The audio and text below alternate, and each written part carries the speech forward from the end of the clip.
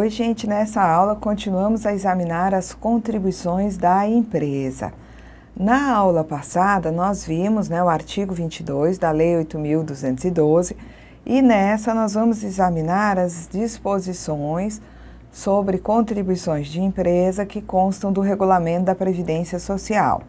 O regulamento ele passa a tratar de contribuições da empresa no artigo 201. A grande diferença do regulamento para a lei é que, enquanto a lei, no mesmo artigo, trata da contribuição básica de 20% e da contribuição destinada ao SAT, o regulamento ele vai dividir em mais artigos. No artigo 201 nós encontramos contribuições da empresa, no artigo 202 as contribuições destinadas ao SAT, Seguro contra Acidente de Trabalho, SAT ou GILRAT. Depois a gente vai conversar em aula subsequente sobre o artigo 202. Uma outra coisa importante é que no regulamento vai aparecer como contribuição da empresa um percentual de 2,5% sobre a receita bruta da comercialização da produção rural. Essa contribuição, ela é uma contribuição a título de substituição, ela é paga por empresas que são exclusivamente produtoras rurais, é uma contribuição prevista não na Lei 8.212, sim na Lei 8.870, de 94, mas essa contribuição que está na Lei 8.870 é regulamentada também aqui nesse regulamento que nós vamos examinar, ok? Então vamos lá, artigo 201 do regulamento diz que a contribuição da empresa, a contribuição a cargo da empresa, em cargo da empresa, portanto, destinada à Seguridade Social é de 20%. Então, essa contribuição aqui nós já conhecemos, é um percentual de 20% sobre a remuneração paga, devida ou creditada a qualquer título no decorrer do mês a empregado e a trabalhador avulso. Então, a empresa paga 20% sobre o total das remunerações pagas, devidas ou creditadas a empregados e avulsos. E o regulamento já nos anuncia que, além dessa contribuição de 20%, as empresas também vão pagar as contribuições previstas no artigo 202, que trata do SAT, e no artigo 204, que referencia as contribuições sobre a receita ou faturamento e sobre o lucro, tá bom? Então, aqui o que nós concluímos? Que a empresa paga os 20% sobre a remuneração dos empregados, que a empresa paga a contribuição a título de SAT, GILRAT, E que a empresa vai pagar também COFINS e contribuição social sobre o lucro líquido. Então, todas essas contribuições aqui são contribuições de empresa. E nós vamos chamar esse percentual de 20% de contribuição básica patronal, tá? Vamos lá. Bom, o artigo 201 também nos traz, disposição sobre a obrigatoriedade de a empresa contribuir com 20% sobre o total das remunerações ou retribuições, remunerações ou retribuições pagas ou creditadas no decorrer do mês ao segurado contribuinte individual. Então, essa é a contribuição de 20% que a empresa paga sobre a remuneração ou a retribuição paga ou creditada ao contribuinte individual. Então, vejam vocês que enquanto, no caso do empregado, as empresas pagam 20%, mas também o SAT sobre a remuneração de empregados e avulsos, quando uma empresa remunera contribuinte individual, ela tem a seu cargo a contribuição de 20%, não existe pagamento de contribuição a título de SAT, Seguro contra Acidente de Trabalho, sobre a remuneração dos contribuintes individuais. Vamos lá. Também a empresa vai contribuir com 15% sobre o valor bruto da nota fiscal ou fatura de prestação de serviços relativamente a serviços que lhes são prestados por cooperados por intermédio de cooperativa de trabalho observando no que couber o que está nos parágrafos 7º e 8º do artigo 219. Então, vamos lá. O que nós temos? Quando um CI cooperado presta serviço à empresa por intermédio da cooperativa de trabalho a qual ele é filiado. Então, através da cooperativa, o cooperado, que é um contribuinte individual, presta serviço à empresa, ou até presta serviço também a pessoas físicas, né? Então, vamos ver aqui o que acontece. Uma empresa contrata os cooperados através de sua cooperativa de trabalho.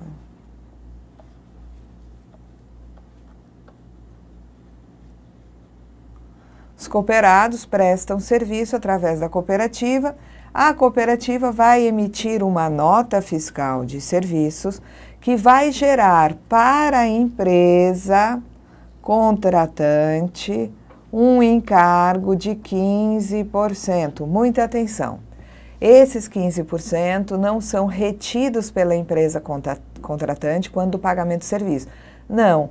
A empresa paga o serviço à cooperativa, vamos dizer que fosse um serviço no valor de R$10.000, pago à cooperativa de trabalho, né, tendo em vista os cooperados terem prestado serviço a essa empresa, e aí a empresa vai ter que desembolsar uma contribuição de R$1.500, 15%, tá? Que é o valor incidente aqui sobre os 10.000. Então, quanto é que a empresa contratante dos serviços dos cooperados, através da cooperativa, vai gastar? R$11.500, tá bom? Vamos lá. A cooperativa, quando ela vai fazer a intermediação de serviços que são prestados à pessoa física, aí a pessoa física, neste caso aqui, tá? Recebe a fatura, mas ela não tem contribuições a recolher. Então, a pessoa física, quando utiliza os serviços dos cooperados através da cooperativa, a contribuição dessa pessoa física é zero, tá? Quando eu tenho uma entidade beneficente de assistência social em gozo de isenção, essa entidade, tomando os serviços de cooperados através de sua cooperativa, ela também não tem nenhum pagamento a fazer, ela não paga os 15%, ou seja, em vez de pagar 15%, ela fica isenta, eu digo que ela não tem nenhum encargo sobre o valor bruto da nota, tá? Por conta dessa isenção. Vamos lá.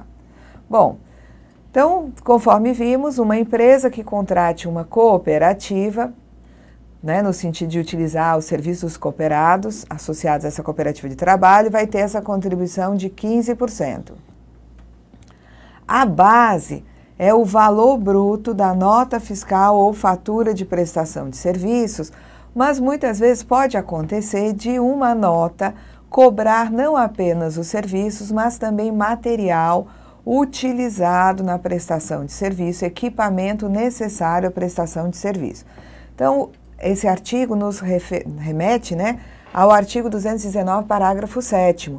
Esse artigo 219, parágrafo 7º, ele trata de uma retenção de 11%.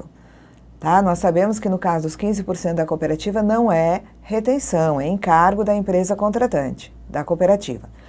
Mas se aplica uma mesma lógica que é aquela utilizada quando a nota tem material e serviço. Então, o que nos diz o parágrafo 7º?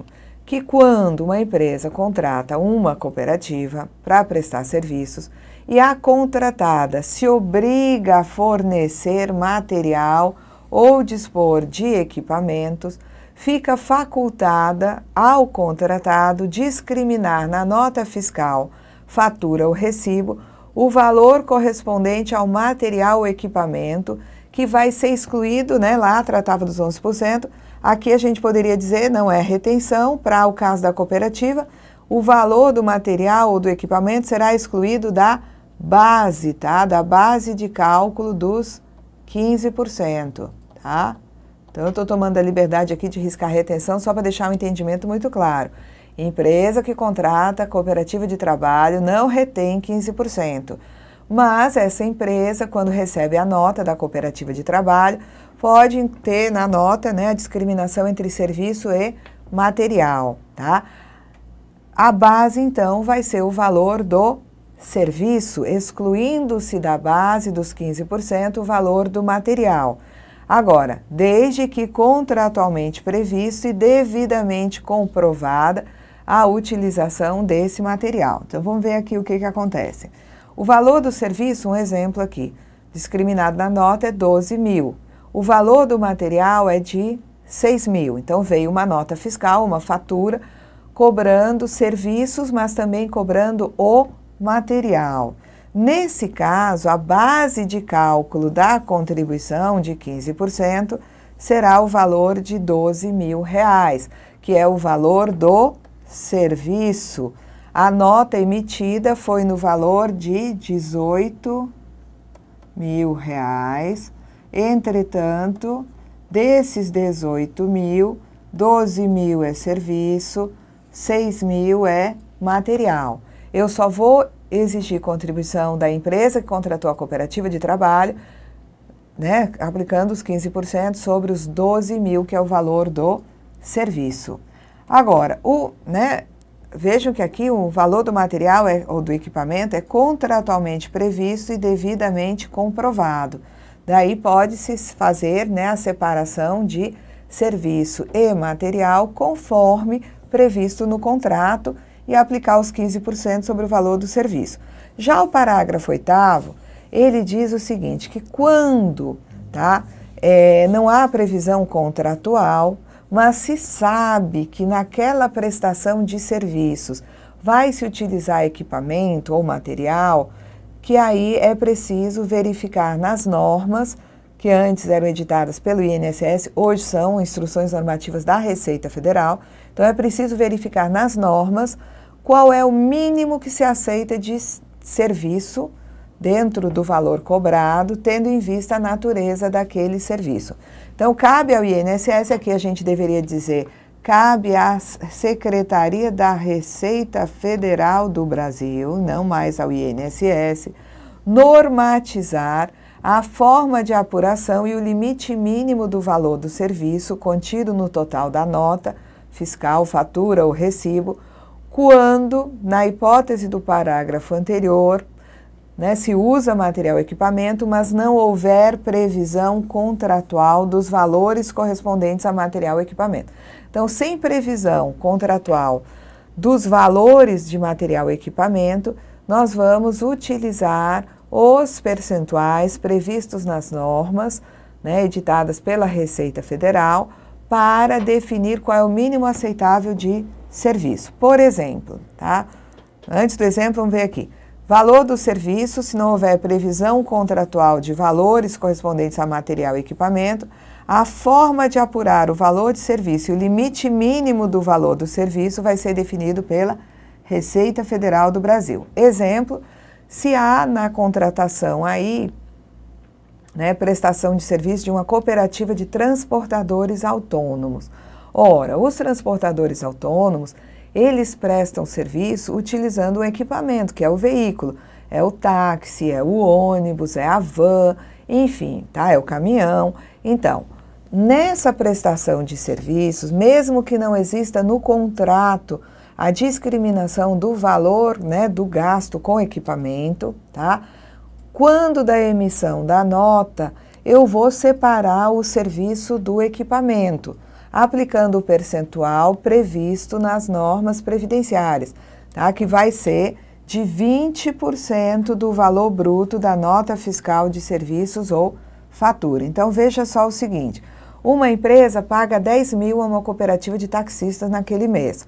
O valor da nota fiscal é de 10 mil, O valor do serviço vai ser de 20%, é o limite mínimo de serviço aceitável, 20% dos 10 mil, que corresponde a 2 mil. Portanto, a contribuição de 15% não vai ocorrer sobre o valor bruto da nota, que é de 10 mil, mas tão somente sobre o valor correspondente ao serviço, que é de 2 mil. Então, vai-se ter aí uma contribuição de 15% sobre 2 mil, que totaliza R$300. Vamos lá. Bom, o artigo 201, que trata da contribuição da empresa, ele traz no seu inciso 4 uma contribuição de 2,5% sobre o total da receita bruta proveniente da comercialização da produção rural. Então, aqui 2,5%, base receita bruta proveniente da comercialização da produção rural.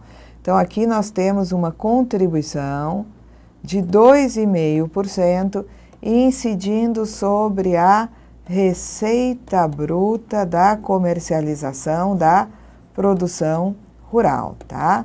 Então, nessa contribuição de 2,5% vai substituir a contribuição de 20% sobre a remuneração de empregados e avulsos, tá? E aqui existe um equívoco, depois o regulamento vai corrigir, dizendo que essa contribuição de 2,5%, ela substituiria tanto os 20% quanto o SAT. Não, os 2,5% ele substitui os 20% e a empresa que é exclusivamente produtora rural, ela vai substituir o SAT, que é pago pelas outras empresas sobre a folha, por um percentual de 0,1% sobre a receita bruta da comercialização da produção rural. Então, quem é o contribuinte desses 2,5%? É uma pessoa jurídica que tenha como fim apenas a atividade de produção rural. Vamos olhar aqui. O que acontece?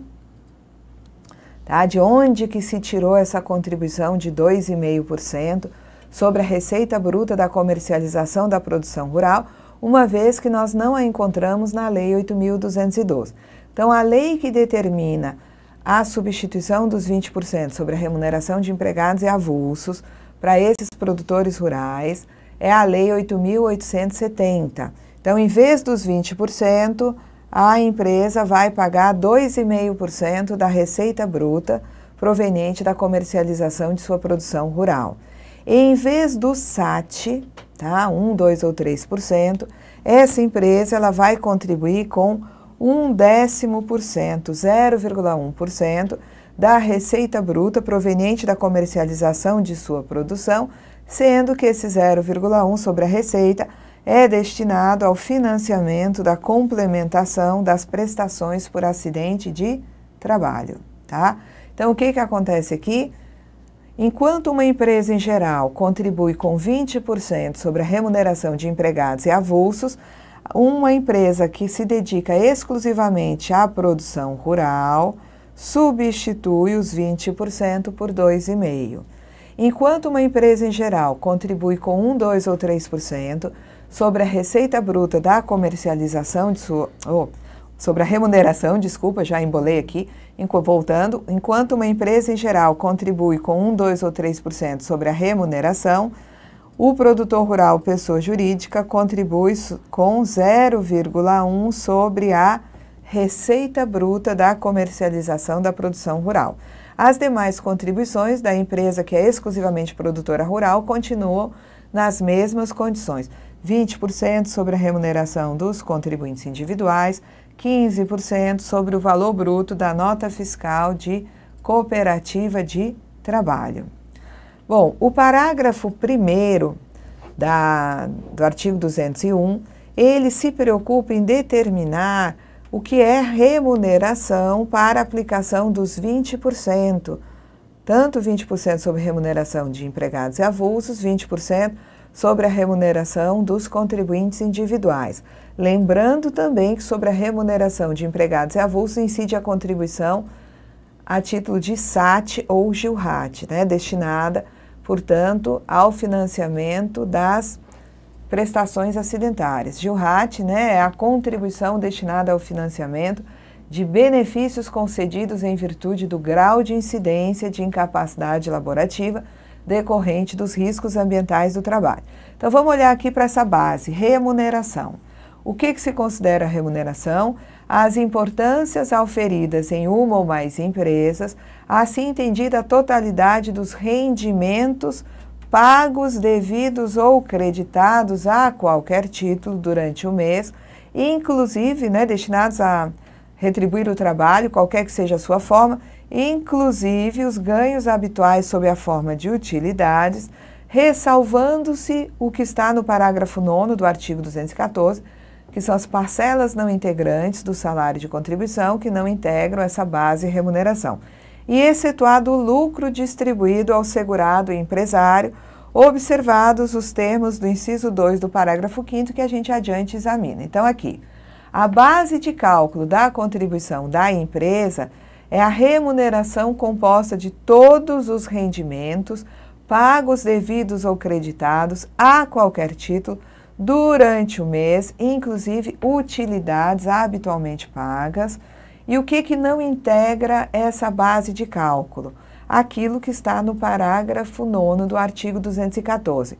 E o que é que está lá no parágrafo 9º do artigo 214? As indenizações não integram a remuneração, exceto o aviso prévio indenizado, que esse entra na base. Também não integram a remuneração o ressarcimento de despesas comprovadas com o veículo próprio a serviço da empresa. Também não integram a remuneração parcelas de natureza instrumental, aqueles gastos que a empresa faz com o trabalhador, mas que são pagamentos destinados à compra de equipamento de proteção individual, uniforme, alimentação, habitação e transporte em canteiro de obra, né, em localidade distante. Então, são valores pagos para que o trabalho seja realizado e não pelo trabalho realizado. E também não integram as previsões legais de não incidência. Participação nos lucros paga nos termos da lei de regência ao empregado, não integra a remuneração, tá? E aqui ele chama atenção também para o fato de que, quando eu penso na remuneração de um contribuinte individual na condição de sócio, tá? Aqui quando eu falo em empresário, leia-se sócio, tá?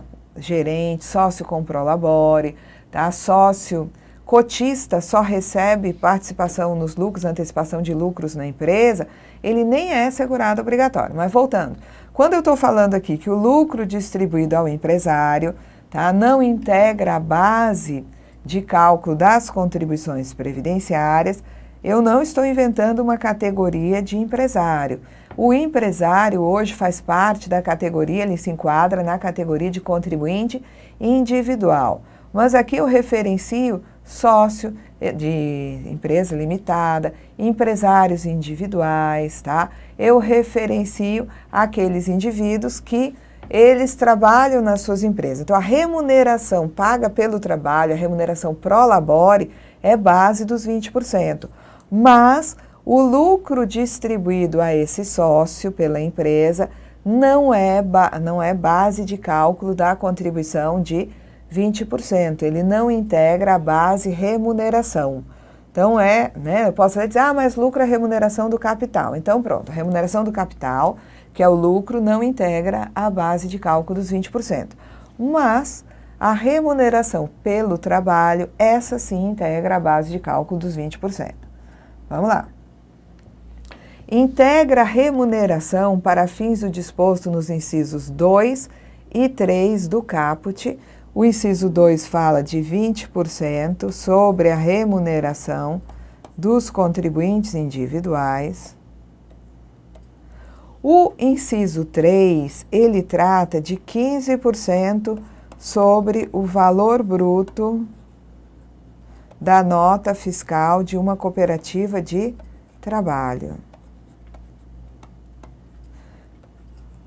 Tá? Então, aqui eu acho até que essa contribuição de 15% está meio fora de contexto, mas como se trata dela, eu estou aqui, colocando.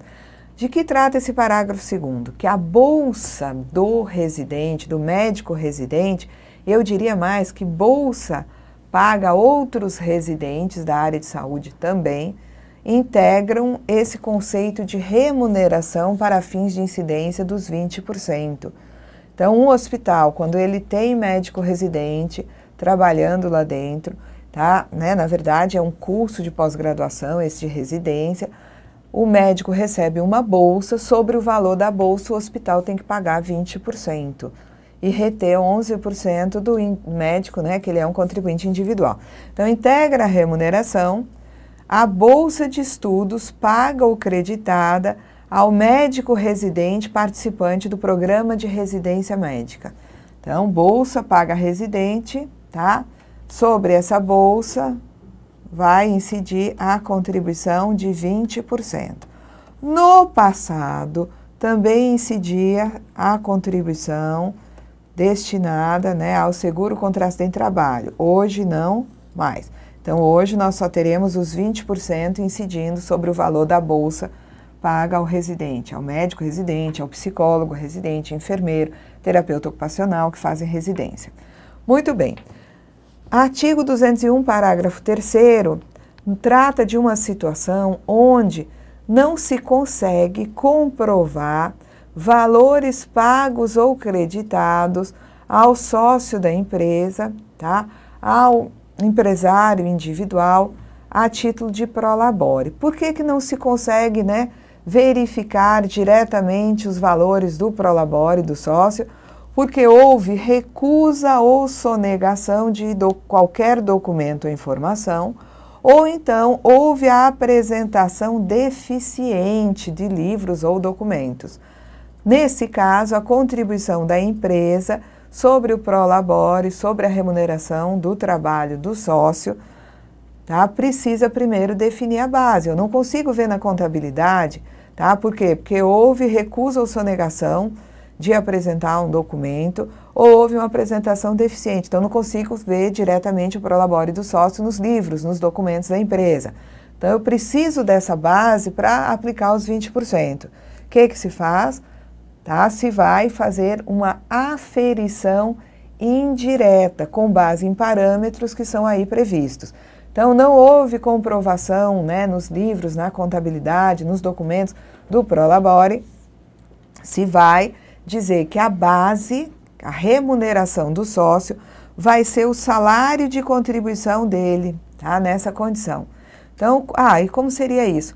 Pode ser que ele não me mostre os documentos, mas que esteja sendo pago um valor de contribuição por esse sócio, e eu vou lá no Cadastro Nacional de Informações Sociais, verifico sobre que valor esse sócio paga mensalmente suas contribuições previdenciárias.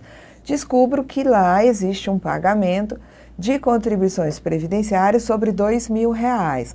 Então, se o sócio paga contribuições enquanto contribuinte individual sobre R$2.000, o salário de contribuição de R$2.000 será considerado como prolabore para utilizar esse montante para aplicar os 20% da contribuição da empresa.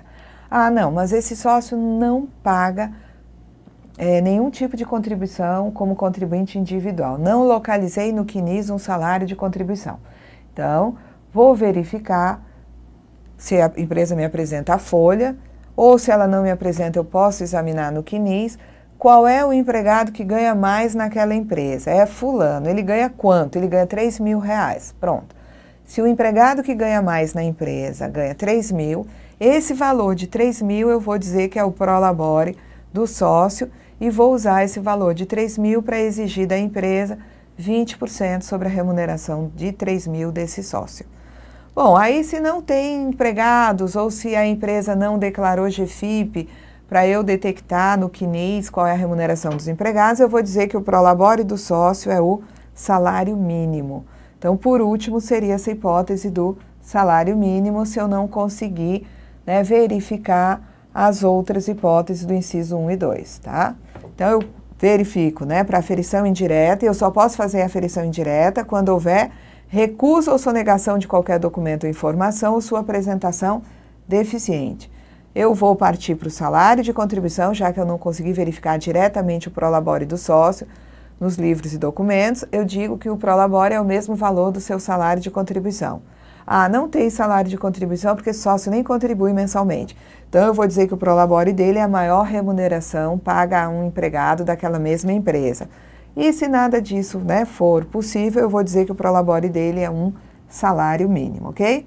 Bom, parágrafo 4º. A remuneração paga ou creditada a condutor autônomo de veículo rodoviário ou auxiliar de condutor autônomo de veículo rodoviário em automóvel cedido em regime de colaboração, pelo frete, carreta ou transporte de passageiros, realizado por conta própria, corresponde a 20% do valor bruto. Deixa eu ver se eu fiz um exemplo aqui. Fiz, tá?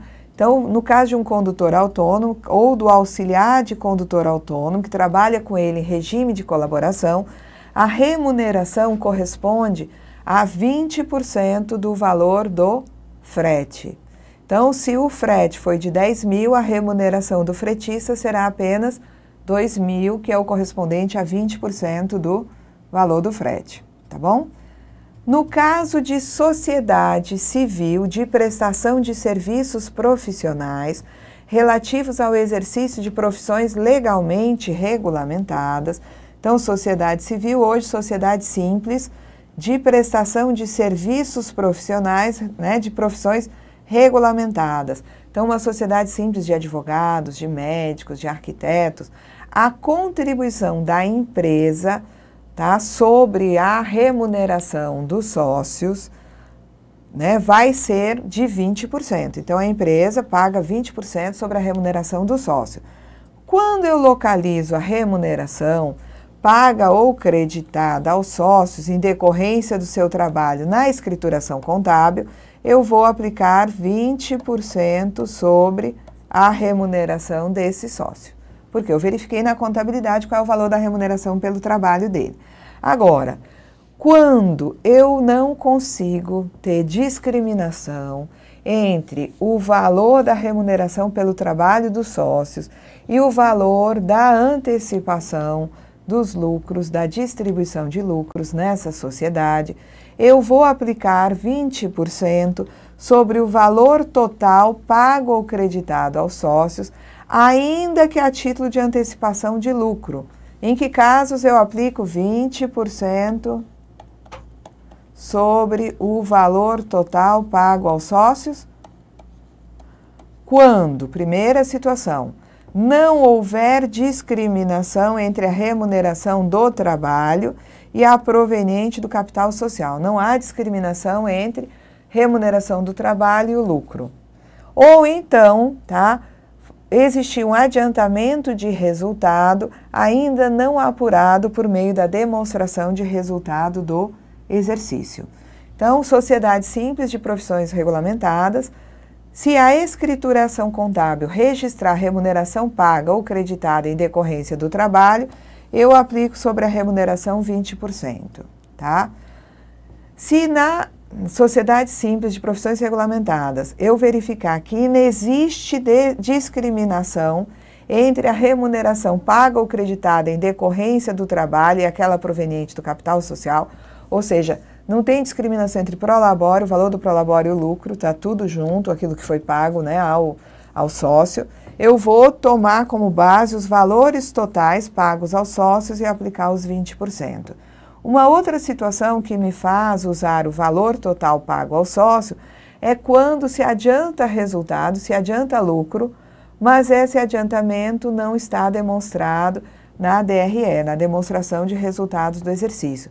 Então, se não há, né, demonstração de resultado de exercício, né, demonstrando que aquele adiantamento foi considerado realmente como lucro, eu vou pegar o valor total pago ao sócio e aplicar 20%. Tá?